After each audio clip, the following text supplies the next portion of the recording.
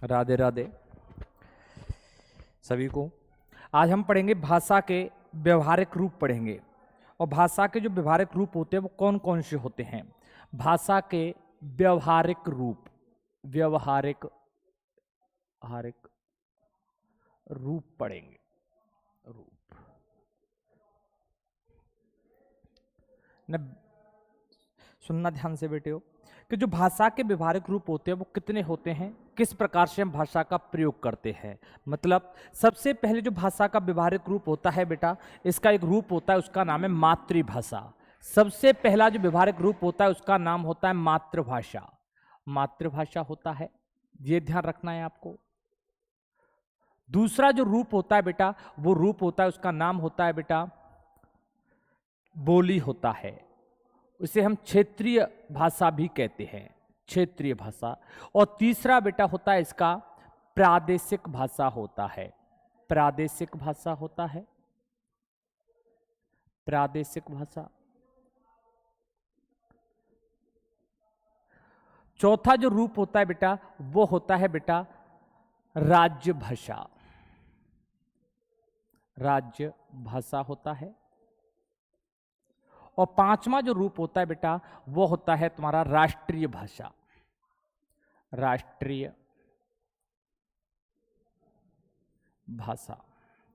मतलब भाषा के व्यवहारिक रूप कितने होते हैं, 5 होते हैं। अब कौन कौन से होते हैं ये ध्यान रखना। सबसे पहले मातृभाषा होता है, दूसरा बोली होता है, इसे हम क्षेत्रीय भाषा के नाम से भी जानते हैं। तीसरा रूप होता है प्रादेशिक भाषा होता है, चौथा रूप राज्य भाषा होता है और पांचवा रूप राष्ट्रीय भाषा होता है। इन 5 रूपों को भाषा के व्यवहार के रूप में पढ़ते हैं। अब बात आती है सर 5 रूप तो होते हैं, तो होती क्या होते हैं कि मातृभाषा क्या होती है, सीधा क्वेश्चन होगा। बोली क्या होती है, प्रादेशिक भाषा क्या होती है, राज्य भाषा क्या होती है, और अगला क्वेश्चन आएगा राष्ट्रीय भाषा क्या होती है। तो पहला एक क्वेश्चन चलता है हमारा कि जो मातृभाषा का शब्द आया मातृभाषा, एक शब्द हुआ मातृभाषा। मातृभाषा, अब मातृभाषा क्या है, मातृभाषा। अब बात सुनना ध्यान से, एक एक पॉइंट समझना है आपको। जो मातृभाषा होती है, ऐसी भाषा जो माँ के द्वारा बोली जाती है वो मातृभाषा कहलाती है। ऐसी भाषाएं जो माँ के द्वारा बोली जाती हो वो मातृभाषा कहलाती है। मतलब ऐसी भाषा जो माँ के द्वारा बोली जाती है, माँ के द्वारा बोली जाती है, माँ के द्वारा बोली जाती है, बोली जाती है, बोली जाती है, उसे हम मातृभाषा कहते हैं। जो माँ के द्वारा बोली गई भाषा होती है उसे हम क्या कहते हैं बेटा, मातृभाषा कहते हैं। दूसरा क्वेश्चन बन जाता है कि माँ निवास करती है परिवार में, कहां पर करती है, परिवार में निवास करती है। जब माँ परिवार में निवास करती है तो क्वेश्चन आएगा कि माँ परिवार में क्या करती है बेटा, निवास करती है। इसलिए बालक की प्रथम पाठशाला, बालक की प्रथम पाठशाला, बालक की प्रथम पाठशाला, प्रथम पाठशाला। और पाठशाला कहा जाता है बेटा परिवार को कहते हैं, पाठशाला परिवार कहलाता है। सीधा क्वेश्चन आ चुका है पेपर में, रीट में तो कई बार आया है कि बालक की प्रथम पाठशाला किसको कहा जाता है बेटा, पाठशाला को कहते हैं। किसको कहते हैं, पाठशाला को कहते हैं। दूसरा क्वेश्चन आएगा माँ जो भाषा बोलती है उसी भाषा को कौन बोलता है, बालक बोलता है। तो बालक की प्रथम भाषा कौन सी होती है, मातृभाषा होती है। तो बालक की प्रथम भाषा, और बालक की प्रथम भाषा, और प्रथम भाषा कौन सी होती है, मातृभाषा होती है। प्रथम भाषा मातृभाषा होती है, मातृभाषा होती है।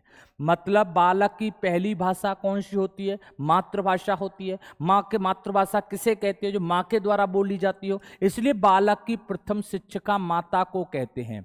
बालक की प्रथम शिक्षिका, बालक की प्रथम शिक्षिका, और प्रथम शिक्षिका कहा जाता है बेटा माता को कहते हैं।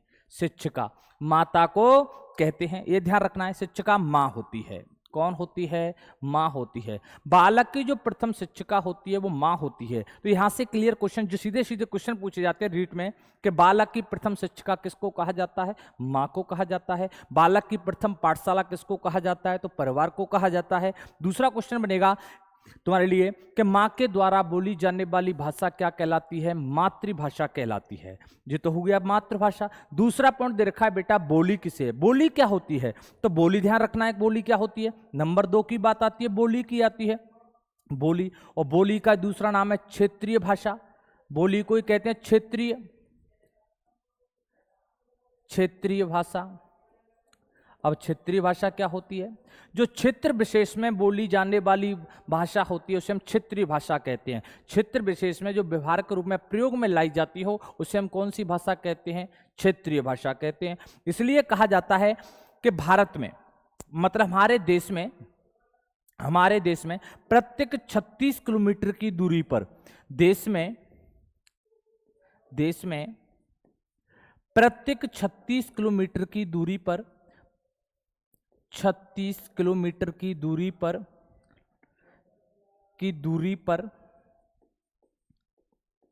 शब्द बदल जाते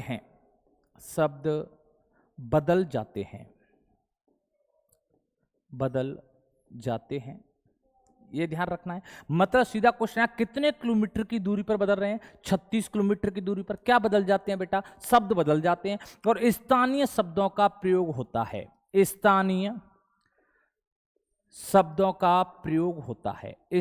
शब्दों का प्रयोग होता है।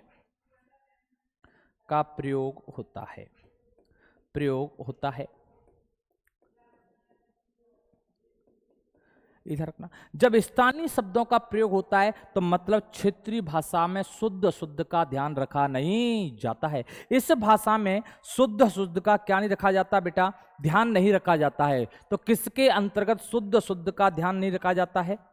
शुद्ध का ध्यान नहीं रखा जाता। शुद्ध व अशुद्ध का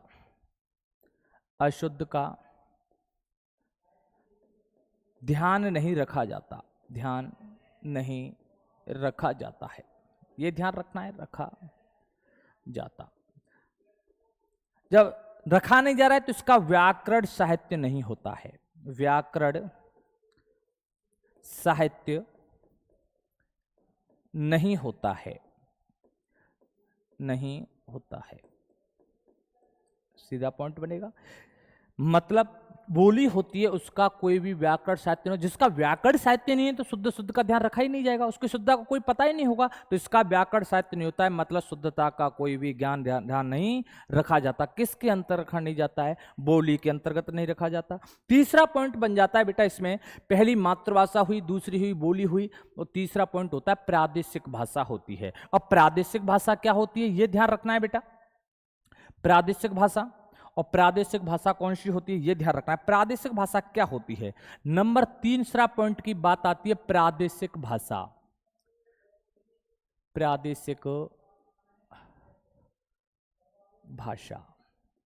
अब प्रादेशिक भाषा क्या है? ऐसी भाषा जो संविधान द्वारा मान्यता प्राप्त होती है उन्हें प्रादेशिक भाषा कहते हैं। मतलब ऐसी कोई भाषा होती है जो संविधान के द्वारा क्या होती है? मान्यता प्राप्त होती है। वो कौन सी भाषा कहलाती है? प्रादेशिक भाषा कहलाती है। मतलब किसी भी प्रदेश विशेष में बोली जाने वाली भाषा को क्या कहते हैं? हम प्रादेशिक भाषा कहते हैं। किसी प्रदेश विशेष में बोली जाने वाली, किसी प्रदेश विशेष में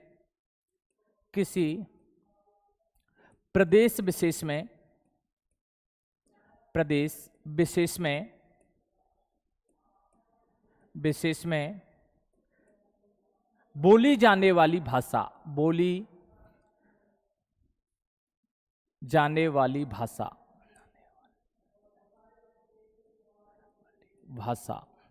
कौन सी भाषा होती है? प्रादेशिक भाषा होती है।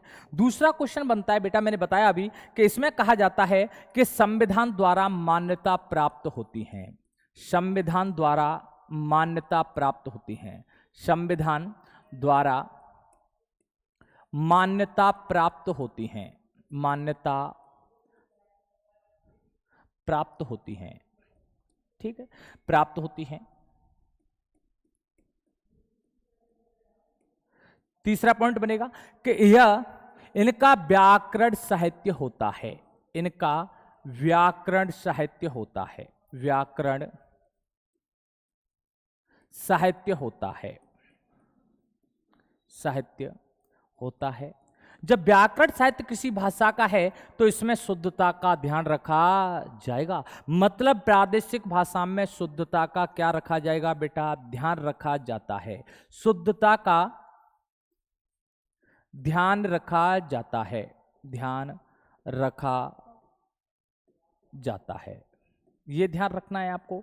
सीधे सीधे पॉइंट होते हैं कि प्रादेशिक भाषा कहते हैं किसी प्रदेश विशेष में बोली जाने जो भाषा होती है उसे हम प्रादेशिक भाषा कहते हैं। ये प्रादेशिक भाषाएं संविधान द्वारा मान्यता प्राप्त होती हैं।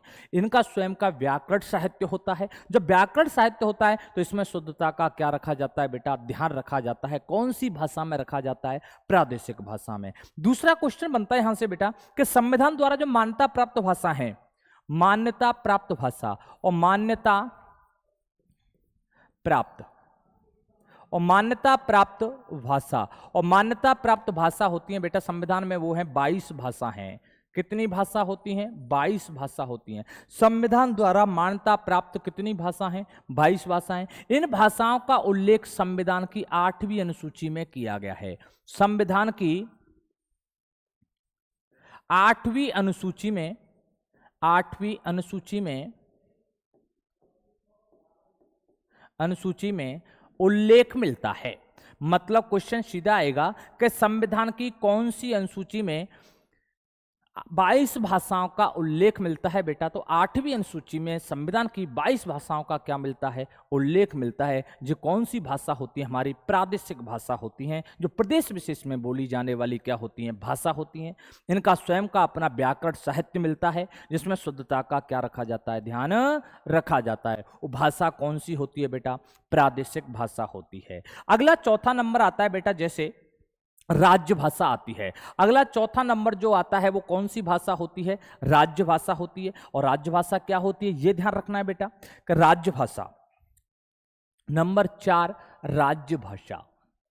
राज्य भाषा। अब राज्य भाषा क्या होती है ये ध्यान रखना। जिस राज्य के या देश के सरकारी कामकाज, सरकारी कामकाज मतलब सरकारी कार्य, सरकारी कार्य, सरकारी कार्य जिस भाषा में होते हैं, जिस भाषा में होते हैं, जिस भाषा में होते हैं, होते हैं वह राज्य भाषा कहलाती है। वह राज्य भाषा कहलाती है, भाषा होती है, वह राज्य भाषा होती है। वेरी वेरी इंपॉर्टेंट कि जिस देश या प्रदेश के सरकारी काम का जिस भाषा में किए जा रहे हों वो कौन सी भाषा होती है? राज्य भाषा होती है। अब बात आती है कि हमारे देश की राज्य भाषा कौन सी है? तो हमारी राज्य भाषा और राज्य भाषा कौन सी है? हमारी राज्य भाषा, देश की राज्य भाषा की राज्य भाषा, राज्य भाषा और राज्य भाषा होती है बेटा हिंदी होती है। कौन सी होती है? हिंदी होती है। हमारी जो राज्य भाषा होती है वो हिंदी होती है। अब हिंदी से संबंधित पॉइंट बनते हैं बेटा कुछ, जैसे हिंदी में शब्द लिख दिया, भाषा लिख दी बेटा, कौन सी भाषा? हिंदी भाषा। अब हिंदी भाषा है तो हिंदी भाषा से संबंधित कुछ पॉइंट आते हैं। वो पॉइंट क्या होते हैं वो ध्यान रखना है आपको। वेरी वेरी इंपॉर्टेंट पॉइंट होते हैं। कई बार पेपर में क्वेश्चन सीधा सीधा पूछा जाता है कि हमारे राज्य, हमारे देश या राज्य की राजभाषा कौन सी होती है? तो हिंदी होती है। दूसरा पॉइंट, हिंदी को राजभाषा का दर्जा प्राप्त हुआ। पहला पॉइंट बनता है दर्जा, और दर्जा मिला, दर्जा मिला और दर्जा मिला था बेटा 14 सितंबर को। 14 सितंबर 1949 को इसको क्या मिला था? राजभाषा का दर्जा मिला था। 14 सितंबर 1949 को इसको राजभाषा का क्या दिया गया था? दर्जा दिया गया था। दूसरा क्वेश्चन बन जाता है, जो हिंदी जो भाषा होती है जो भारतीय परिवार की भाषा होती है। कौन से परिवार की होती है? भारत। संविधान के अनुच्छेद पूछ लिया जाए, अनुच्छेद, अनुच्छेद कौन सा था? तो अनुच्छेद था बेटा 343 को क में दिया गया है। हिंदी को राजभाषा का दर्जा संविधान के कौन से आर्टिकल में दिया गया है? तो 343 के क में दिया गया है। ये क्वेश्चन ध्यान रखना है। दूसरा पॉइंट बनता है, हिंदी भारतीय परिवार, भारतीय परिवार की भाषा है। भारतीय परिवार की भाषा है? सीधा सीधा क्वेश्चन पूछा जाता है, हिंदी कौन से परिवार की भाषा है? भारतीय परिवार की भाषा होती है, भाषा है, ये ध्यान रखना है। हिंदी की लिपि पूछ ली जाती है बेटा, लिपि, और लिपि होती है बेटा देवनागरी होती है, देवनागरी। हिंदी भाषा को कौन सी लिपि में लिखा जाता है? तो देवनागरी लिपि में लिखा जाता है। हिंदी को दर्जा कब मिला था? 14 सितंबर 1949 को मिला था। दूसरा क्वेश्चन है, अनुच्छेद कौन से में दर्जा दिया गया? 343 के क में दिया गया बेटा था। कौन से परिवार की भाषा होती है? तो भारतीय परिवार की भाषा मानी जाती है। और लिपि कौन सी होती है? देवनागरी होती है। एक क्वेश्चन और बनता है बेटा, हिंदी दिवस मनाते हैं, हिंदी दिवस, और हिंदी दिवस मनाते हैं बेटा 14 सितंबर को, ध्यान रखना है। हिंदी दिवस कब मनाते हैं? 14 सितंबर को कौन सा दिवस मनाते हैं? हिंदी दिवस मनाते हैं। दूसरा क्वेश्चन बन जाता है बेटा, विश्व हिंदी दिवस कब मनाते हैं?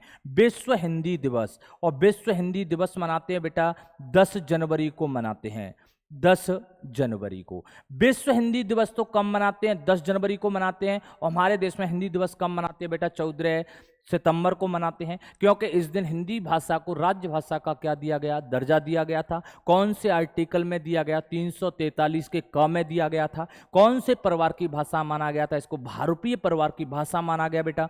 हिंदी दिवस 14 सितंबर को मनाते हैं।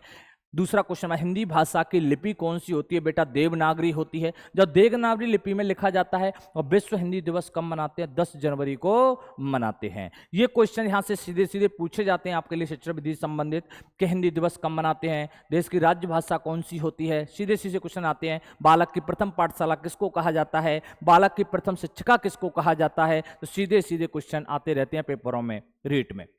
अगला क्वेश्चन देखो यहां से, जो संविधान राजभाषा संबंधी आर्टिकल होते हैं 343 से लेकर के 351 तक होते हैं। सीधा क्वेश्चन पूछ सकता है कि भारतीय संविधान में राजभाषा से संबंधित आर्टिकल कहां से कहां तक है? 343 से लेकर के 351 तक होते हैं। यहां तक राजभाषा क्लियर होती है आपकी। दूसरा क्वेश्चन बन जाता है, अगला व्यवहारिक रूप होता है। 5वां नंबर जो होता है बेटा वो होता है राष्ट्रीय भाषा। वेरी वेरी इंपॉर्टेंट होती है कि राष्ट्रीय भाषा क्या है। और राष्ट्रीय भाषा तो नंबर 5वां रूप आता है बेटा, वो आता है राष्ट्रीय भाषा का आता है। अब राष्ट्रीय भाषा सुनना ध्यान से, एक एक पॉइंट समझना इसका कि राष्ट्रीय भाषा। पहला ही क्वेश्चन पूछा जाएगा कि भारत की राष्ट्रीय भाषा कौन सी है? तो भारत की कोई भी राष्ट्रीय भाषा नहीं है, मतलब भारत की कोई भी राष्ट्रीय भाषा भी नहीं है। पहला क्लियर हुआ। दूसरा क्वेश्चन पूछा जाएगा, राष्ट्रीय भाषा है तो राष्ट्रीय भाषा बनेगी कौन सी? बन भी सकती है, कैसे बनेगी? सुनो ध्यान से, अगर कुल जनसंख्या हो, राष्ट्रीय भाषा बनने का दर्जा कैसे मिलेगा? दर्जा मिलेगा, दर्जा मिलेगा। कैसे मिलेगा? मिलेगा कैसे? दर्जा मिलेगा बेटा, कुल जनसंख्या, मतलब कुल जनसंख्या, हमारे देश की कुल जनसंख्या है और कुल जनसंख्या का 66.66%, 66.66%, मतलब क्वेश्चन ध्यान रखना 2/3। कितने तिहाई? 2/3 भाग।